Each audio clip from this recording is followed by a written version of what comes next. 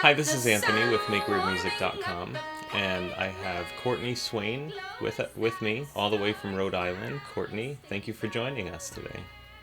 Hey, Anthony. Hello. So, I'd like for our audience to get to know who you are and a bit about your musical background. So, would you mind introducing yourself and then telling us about some of the projects with which you've been associated? Sure. My name's Courtney Swain. I live in Rhode Island right now.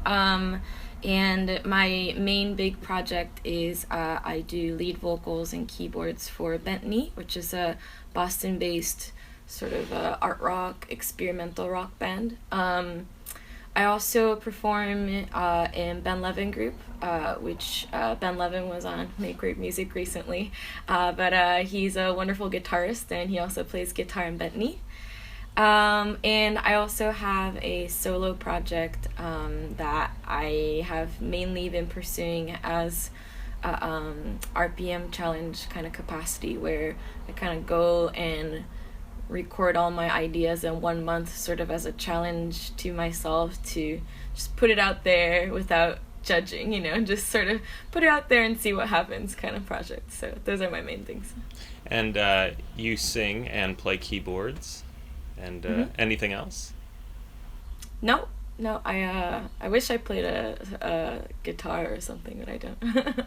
And how did you meet Ben and get into that whole collective of bands?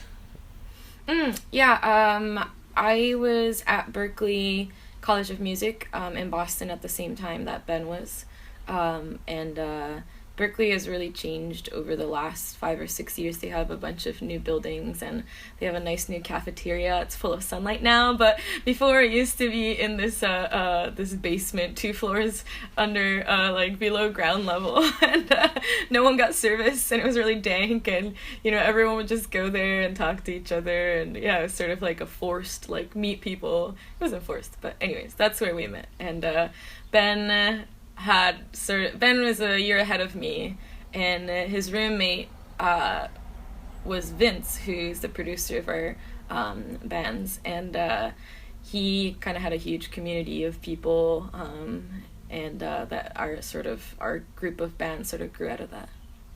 That's cool. So what are some of the other, I know Ben's in 20 bands or something, and I know you're in several of them. Which acts are you in besides Berklee and Ben Levin Group? Those are the only 2 right now, actually. I used to be in our drummer's group, Mr. Gavin's Meat Farm, and I also, for a hot second, was in our bassist's group, Justice Cow, but I'm very impatient, and I can be sort of a bitch to work with, and I sort of had to leave. This is 4 or 5 years ago, and I don't think there's any bad blood. But yeah. And you guys have been doing a lot of touring. You just toured Europe. You've done a bunch of U.S. shows. Can you tell us about your new album and what you're promoting on the tour? Yeah. Yep. We released our 3rd full-length record from Cuneiform Records in May. It was our first album that came out through them, The album's called Say So. And we were touring from the first weekend of May until the last weekend of September. We ended up playing I think it was 53 shows across 6 countries, and it was a lot of fun. We played about 50 shows last year too, last summer too, but that really was an arduous experience because we didn't take any breaks. We never went back. There were times where we stopped on the road and, we didn't have shows for 3 days and it was a vacation. But, I think when you spend that much time with, people in such close quarters, you really just need time away from them. So when we got back last year, it was just kind of oh. But this year we took breaks and we paced it much better. So we did, 3 separate tours instead of one huge tour. So it went much better, and it's also the band Berklee's been doing really well. There's been a lot of great things happening to the band, and so it's really exciting to go out and actually see people at our shows, because it was not that long ago when we were playing to 3 people. We still loved it, but it's even better when there's 30 people. Yeah, your the new album is just amazing. I was listening to most of it yesterday while driving around, and my wife has heard some of it, and she's the biggest critic of the music that I listen to, but the one thing that has stood out is your vocal capabilities. She's a singer too, and she's like, the singer of Berklee is such a great singer. Can you that's very sweet. Can you tell us about your background in and formation as a singer and piano player? Sure. I was a piano player for way longer than I was a singer. I started playing piano when I was in kindergarten, when I was 4 or 5, and I studied classical all the way up to middle high school. And I used to practice an hour a day, not because I like to, but because my parents were very patient and made me do it, and I sort of started singing. I grew up in Japan, and when you're in high school in Japan, the 2 big social things you do is you go bowling and then you go to karaoke. I don't know if that's the same here, but that was that was the thing to do. And so I started going to karaoke a lot, and I really loved singing, and I felt like it was something where people were very encouraging, and they felt like they were yeah, this is something you can do. And my brother had gone to who's 6 years older than me. He'd gone to an Ivy League school, and the experience sort of was a lot for him to deal with, and I was just thinking about going to a liberal arts school too, but I sort of got worried that I was going to be crushed by the academics, and it's just sort of, I was like, well, I'm only going to get one chance to go to college, so I want to go to music school, randomly, because my mom suggested it. So I applied to Berklee after the audition cutoff for Tokyo. I emailed them and I was just like, hey, I know this is too late, you're coming to Tokyo in 3 weeks, so will you let me audition? And they're like, yeah, whatever, sure. So I went to Tokyo and I auditioned with singing, to which all my relatives were like, what are you talking about? We went to all your stupid classical piano recitals for 15 years and you're not going to use any of those skills. But I self-accompanied myself, and I'm pretty sure I got into Berklee because I could play piano. I don't think it was my singing that got me in.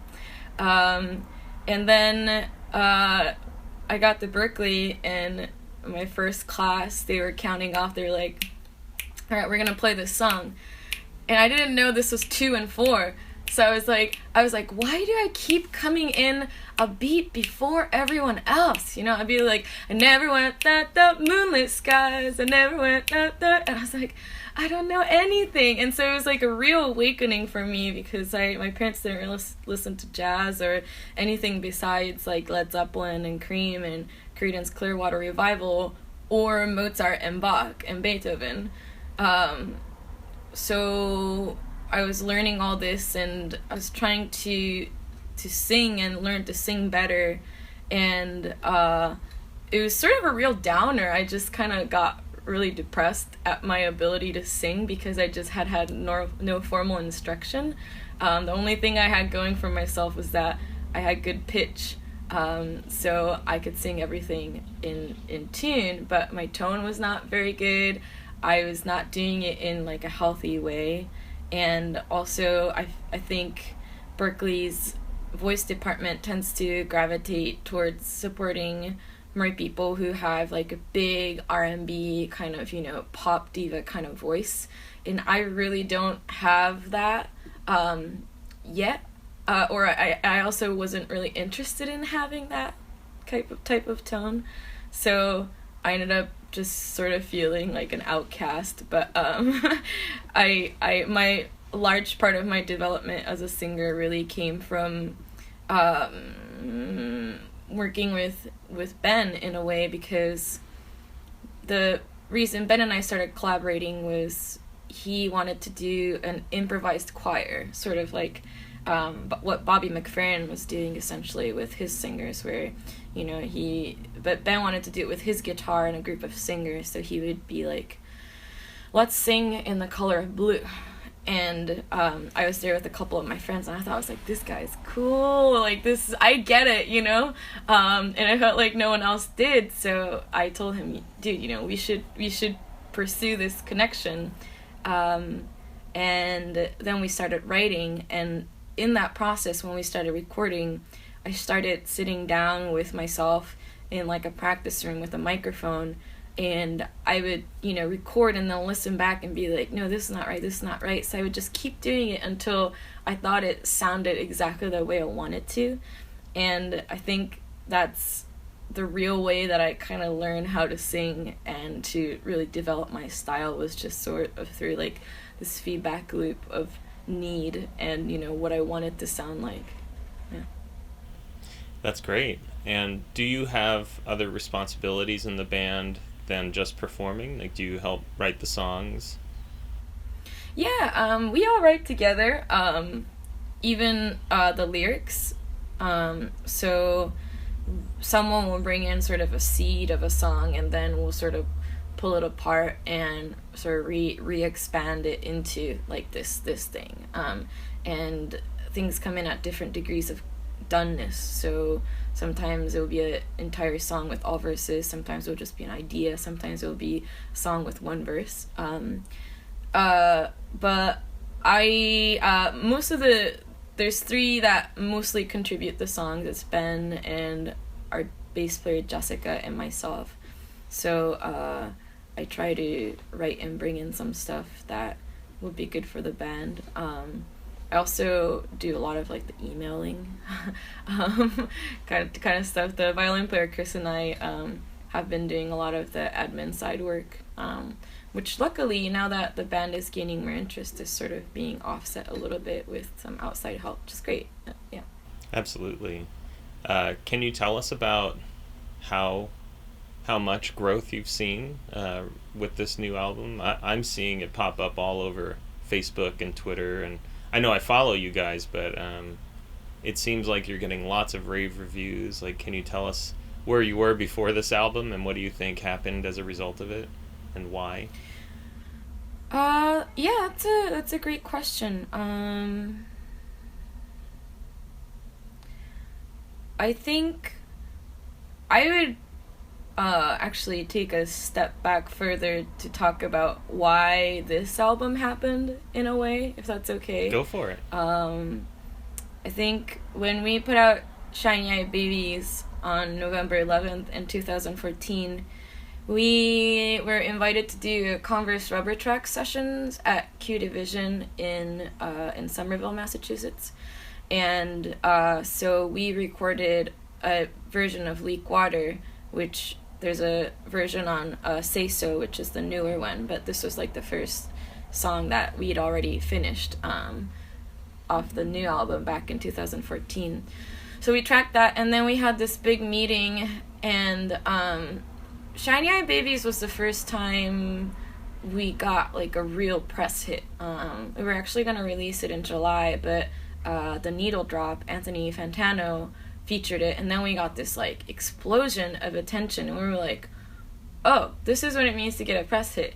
And so we were like, okay, let's push the release back 4 months to see if we can get a PR company and get more buzz. And through the experience, we sort of learned what it means to have a release timeline and to work with sort of a publicist. So when we sat down on November 11th, we were like, this is good, you know, Shiny Eye Baby's great album. Okay, what are we going to do next?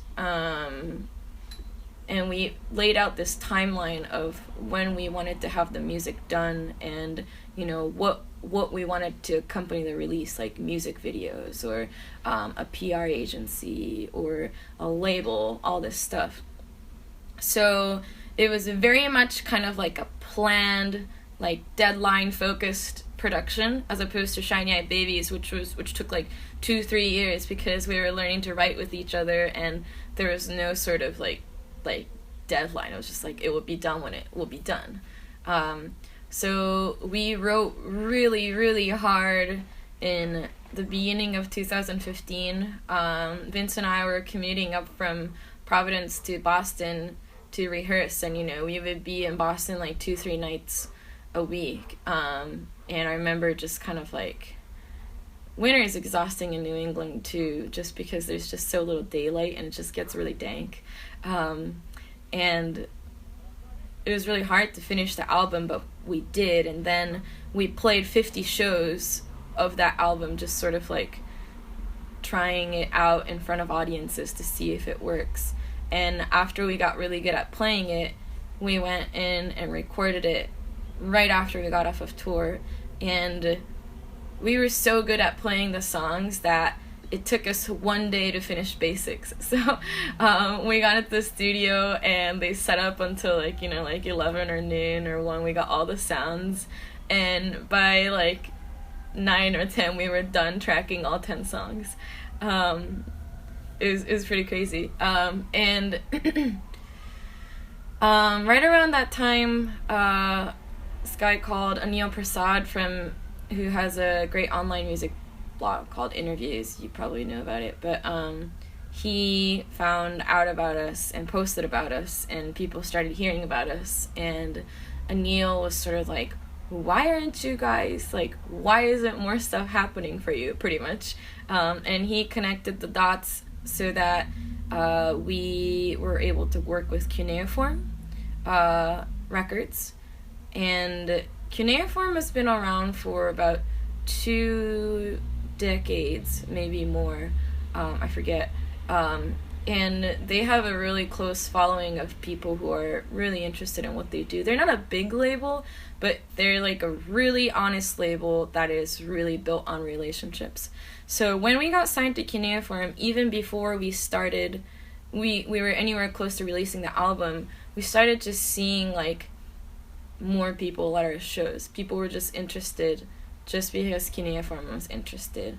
And for that, I'm really eternally grateful to Cuneiform, because they were the first real big tastemakers that said, check this out. This is a band that people should be listening to. And so the kind of like the baseline of how many people we see per show just went up wherever we went, even if we played a new place. And we've been playing our music really hard, and we play a lot. And so one thing that we can always rely on is that we always play our music really well when we play live. And I think it's served us well, because, you know, those new people who came to see us because of Cuneiform I think we're always like really blown away by our performances. We have this running joke in the band that everyone's always nice to us after we play, because we're like a really weird bunch of people that sometimes people are like put off or someone's having a bad day, but, you know, after we play, people are like, yeah, that's great, guys. But yeah, so, you know, and then with Cuneiform, the kind of the baseline of people coming to our shows went up, and we were also able to secure Girly Action, which is a New York-based PR company that worked with us, and they helped us kind of put out our music videos and sort of live videos to more people, so that there was sort of a bigger audience waiting for that stuff out. So it was being rolled out. I guess a big lesson we learned during Shiny Eye Babies is that people don't really, or at least news and press doesn't really care about like an album once it's out. You know, they want to be the first people to know about it. So they want to do premieres, they want to premiere videos, but once your album's out, they just don't want to touch it, you know? They're just like, it's out, anyone can listen to it, no big deal, you know? Oops, cat attack, sorry.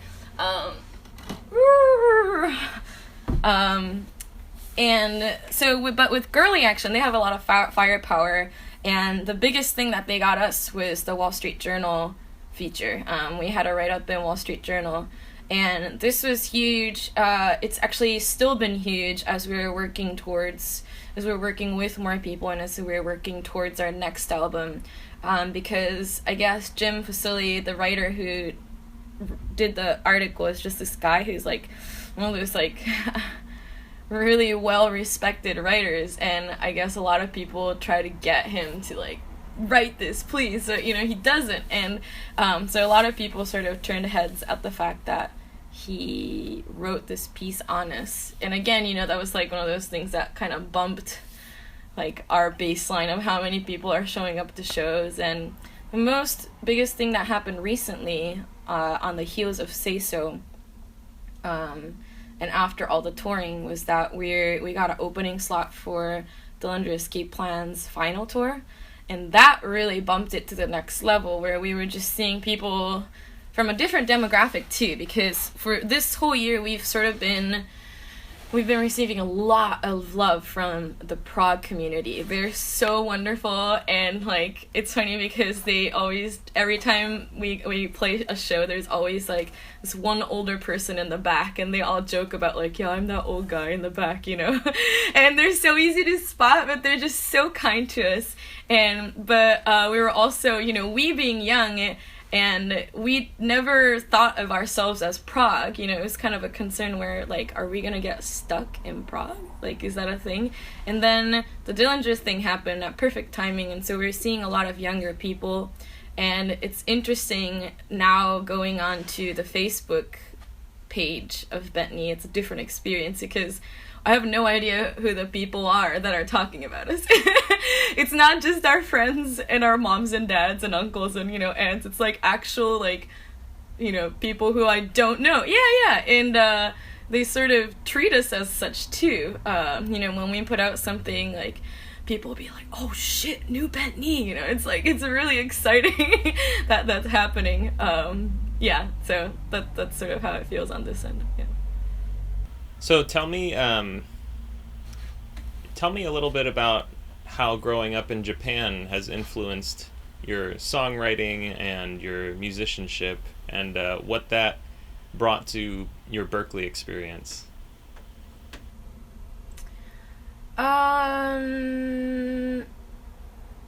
Yeah, really interesting question.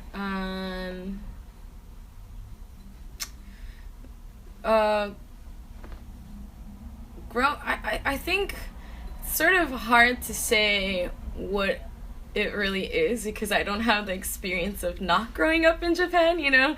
So I don't know what it would be like if I hadn't gone through that. I think it's made things a lot more complicated, for better or for worse. When I listened to the first Bentley album, I for a long time, I've spoken English all my life. I was sort of double schooled, so I went to Japanese public schools, but my dad was also homeschooling me in English. So it's my second language, and I speak it fluently, but it's not quite native. And when I first came to college, people were like, what's your accent? And I never realized that I had an accent, so I was really wigged out by that question. But now, when I go back and listen to the first album, I sort of understand what people were talking about. Like, I think it does. I don't finish my words. I don't know if that makes sense, but when you listen to it, the vowels sort of drag on, but the consonants don't come at the end at the right time. And I think it's because in English and Japanese, like consonants get placed in a different place. When I went back to Japan in February, my hearing's fine. I mean, I'm a musician, but I have fine hearing, and I kept like missing my friends' words. I'd be like, "What'd you say? What'd you say?" And it wasn't that I wasn't hearing them. I just wasn't used to. I think I just wasn't used to listening to where their consonants were. That I wasn't focused on hearing those things. But anyway, yeah, I had a real identity crisis growing up in Japan, because there's just no one who looks Caucasian in my town, pretty much, like my dad, my brother, myself, and I knew like maybe like 5 or 6 other people who weren't Japanese, but I heavily identify as being Japanese inside, and I'm really interested in Japanese history, and I'm really interested in Japanese mannerisms and colloquialisms and just sort of wit and humor and stuff. So it was a kind of a real struggle feeling like rejected from a culture that I felt like I'd really earned and I really identified with. And then when I came to college, I sort of, especially in collaborating so closely with other people, I really quickly learned that Japanese kind of communication is not a very good communication style to have when you want to work with in the arts, and be really honest and forthcoming and like brutal and also emotional with other people. There is This American Life recently, where they're talking about this phone booth in northern Japan where the tsunami hit, and it's not connected to anything. People just go there and talk to the deceased or the lost, just to sort of talk about it. And in that piece, they sort of did a really great job articulating how, like, I've never told my mom or my aunts that I love them. Like, it's just not something that you say. Like, I don't think I ever hugged my grandma, but doesn't mean that I didn't love her or that we didn't have that understanding that we were both there. But, that sounds really absurd from an American, right? Like, it's like, what? You never hugged your grandma? It's that kind of like disconnect where something that I thought was so normal that I didn't even think about it or realize is just so far removed from what the social norm is in terms of communicating with people in the US. So I really had to kind of like relearn how to express myself, and to express myself at all. Like for a long time I felt like I never had an opinion, and I just was like going with whatever everyone else's opinion was. It's like a very Japanese groupthink kind of thing, right? It's like whatever is the predominant opinion, I will sort of go with that. Bow and smile. So yeah, I think that was the biggest thing for me in college and in music, just learning to communicate in a different culture was the most difficult thing, and yeah, it's been difficult, but at the same time it's really, I think, helped our group establish ground rules and like a deeper understanding for how we communicate with each other, and also the openness and the honesty to be able to sort of like call each other out and just to excel in being better friends and better people, or at least that's how I like to think about it. So you said you didn't have a whole lot of musical variety growing up, but Bent Knee is such a musically diverse band. I would imagine when you got to Berklee, you were exposed to all sorts of genres and bands and even instruments that you might not have growing up the way you did. Mm-hmm. Has that been kind of like a musical awakening, or do you feel like you're still pretty firmly set in the roots you established in Japan, and that's what you bring to the songwriting and lyric writing experience?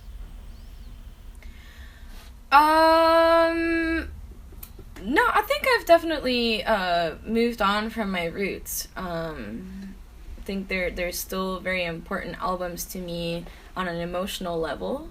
But yeah, I mean, I always am surprised in a way when people talk about Bentley being so jazzy, you know, but then I go and listen to like songs like Nakami, from the new album. It's like, okay, I get it, but when I came to Berklee, I couldn't improvise. Like, I was a classical player, so I couldn't improvise on the piano, and so I've had this like infatuation for, you know, the last like decade since I came to Berklee, where I'm like, I want to play jazz, you know. And that was just one of those things that really opened my eyes. Yeah,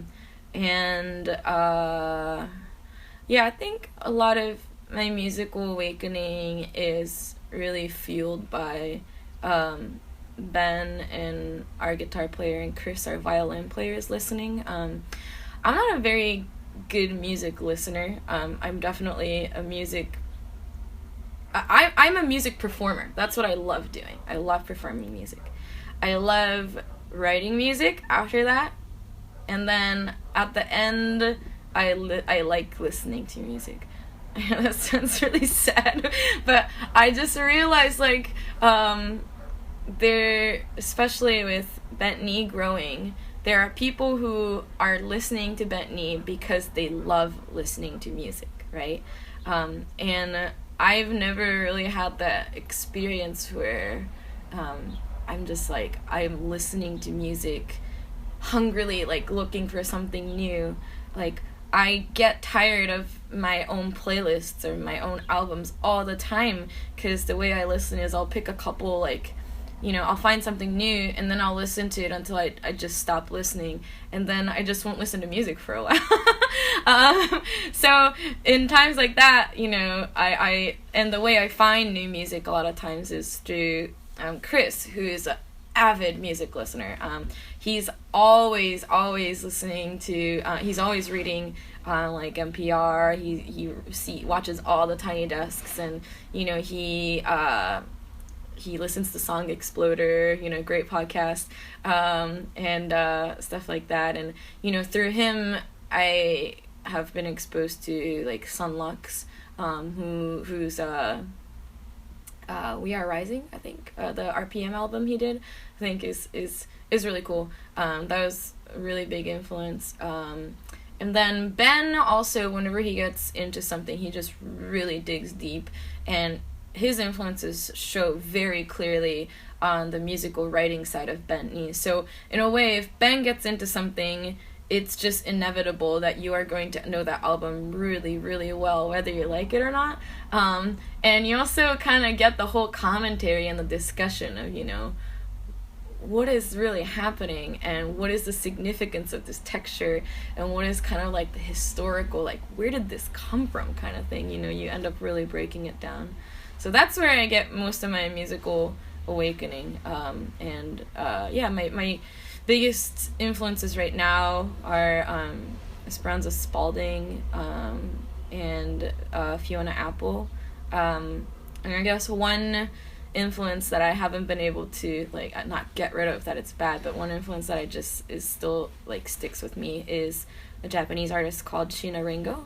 And her second solo album is really deep and really wonderful. And when I went back and listened to it recently, and I was kind of like, when I listen to this, I don't feel like I've actually moved that much, because the different creative sampling and just the darkness and just the depth of the lyrics and the emotional delivery of what she's doing doesn't really seem like it's that far, but at the same time I think I was always trying to get there, and now I can actually do that. In the past I don't think I was able to sort of make that quality of material. Yeah. Have you ever crossed paths with Esperanza Spalding? She's incredible. Berklee grad. No, I have not. So, when I came to Berklee, everyone hated Esperanza Spalding. Or I shouldn't just, generalize, but, people were talking about her, and I went to see her once, and I was just kind of I don't get, I think she was playing solo, and I just heard, a lot of, and I was just what? And I think I don't know, maybe I was just in a bad place, but I heard her so when she put out this new album and people were oh my god, it's so great, I was just I had sort of judged her without really listening to her music or really digging deep. The De-Evolution album? Yeah. Okay, yeah. And I heard her on Wait, Don't Tell Me, right? And she was hilarious, and what's his name? Something Siegel. Robert Siegel? I forget. The host of Wait, Don't Tell Me was so you were the youngest professor at Berklee, what was that like? And she was just yeah, it was great. I don't think it was that great for my students, though, because they were just do you want to teach? And any good musician, I was yes, you say yes to everything.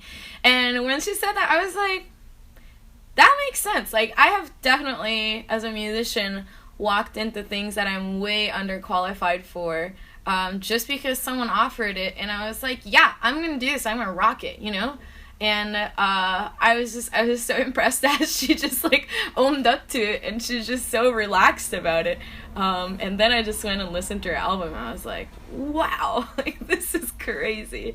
Yeah, I haven't gone back through her back catalog, but I'm still really enjoying savoring the Emily's De-Evolution album.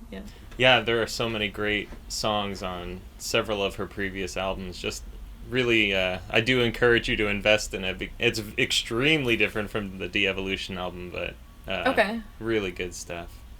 Cool. Did you have any? If I remember correctly, you were a key part of some of the music videos you guys have made recently, right?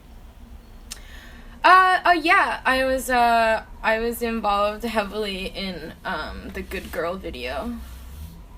And what do you have a photography or film background, or what? No, not at all.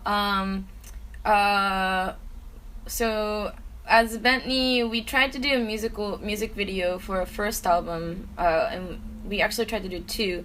There is one that's out there called Urban Circus that we did with a friend who went to BU, who was a film student. And then there's another one that got canned because it just didn't come out right. And it was such an arduous and sort of difficult process that we didn't even really get to doing any music videos for Shiny Eyed Babies.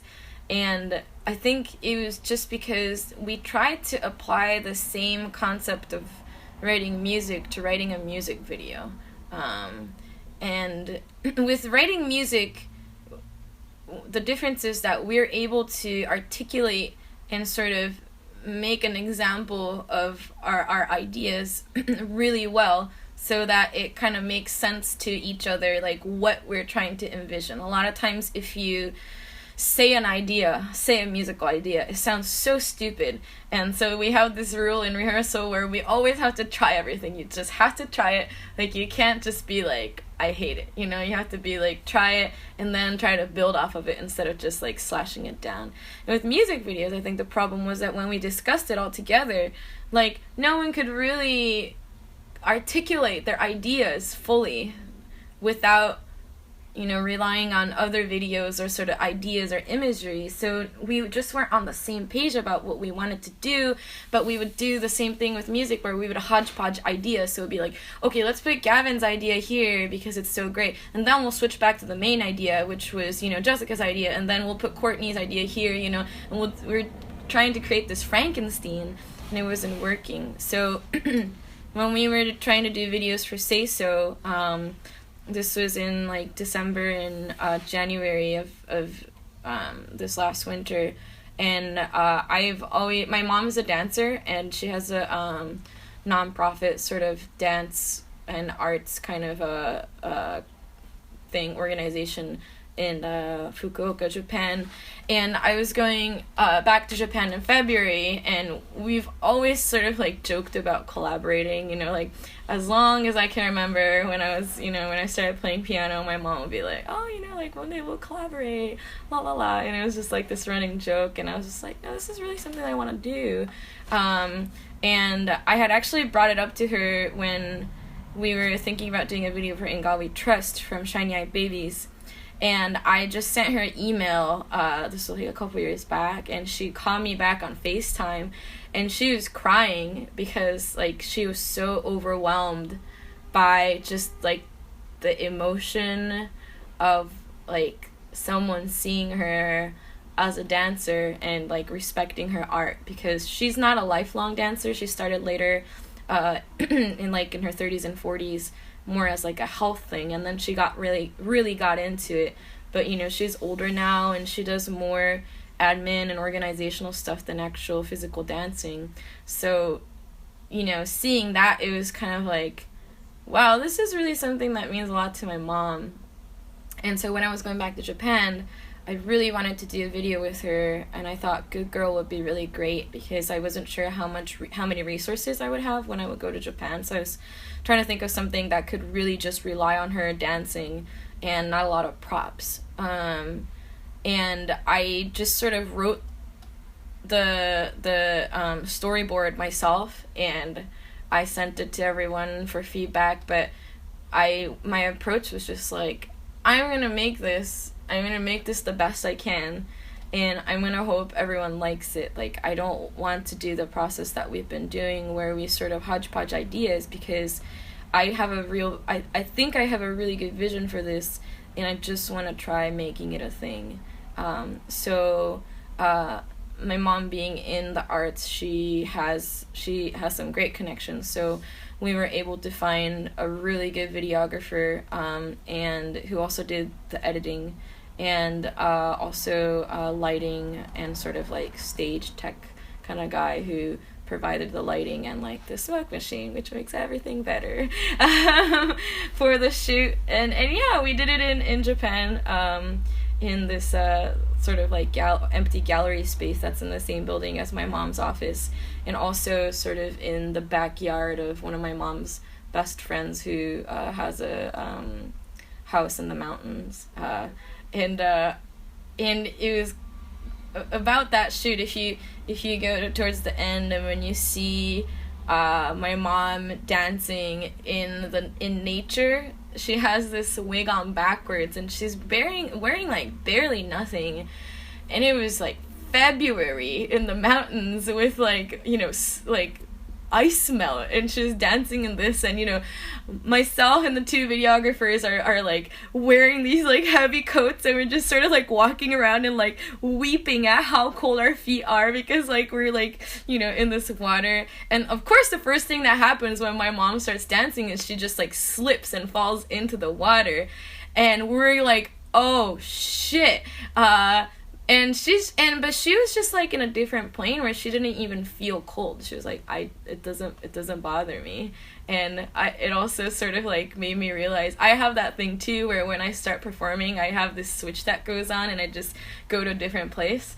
And I was like, oh, this is who I get it from, because I could not get my mom to rehearse to save my life. She just was like not there. And then when we just put her in the environment and we're just like, go do your thing, she was just like, you know. And it was just such an amazing experience to see your parent, you know, really being a person and an artist as opposed to being a parent, and to get to collaborate on that kind of like artist to artist level was a really extremely rewarding experience for me. One final question is about that switch you just mentioned, the intensity switch. You're such an intense live performer. You're when you're singing, there's nothing else in the world happening. Have you always been that way, or is that something that like Bent Knee has brought out of you in terms of singing and performing? Yeah, I think I don't know. I guess for me, I haven't really found a different way to perform. Like I said, I really am a performer. Like I think that's the thing that I do the best, and the thing that I really love doing. And I just the Bentley material is becoming less cathartic. It's not as brutal as I don't think anything will ever quite be as brutal as Shiny Eye Babies.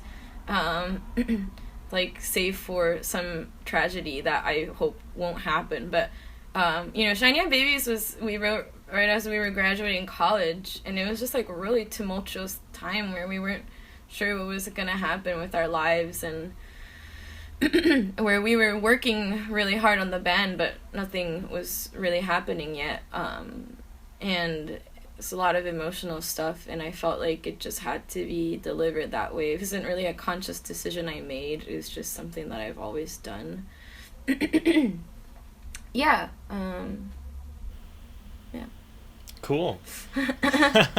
Well, thank you so much for giving me about an hour of your time. I really appreciate that. And happy birthday. I really hope you have a great birthday today. Thank you so much. I really appreciate your very, very, very thoughtful questions. And I'm sorry I'm such a rambler. I feel like you should have asked more questions. I told you, everyone says that. Don't worry about it. I know. You're just such a great listener. That's the problem. Anyways. It's the cross I have to bear, I guess. Fair. All right. Thanks so much, Courtney. Okay.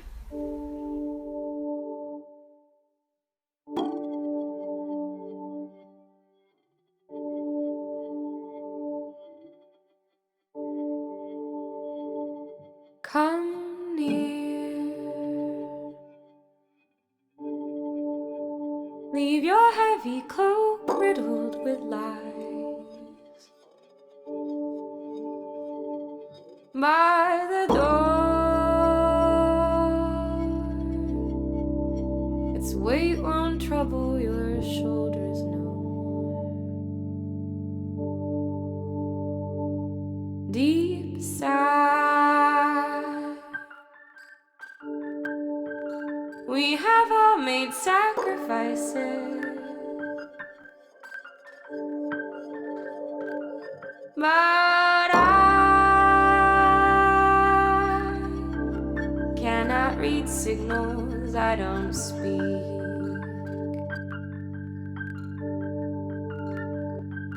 If you should cast me now,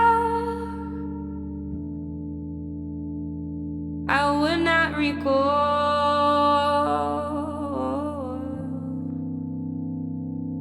Though in my heart of hearts,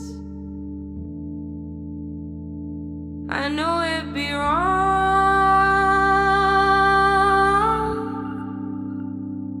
I always forget how coy, how brittle you are.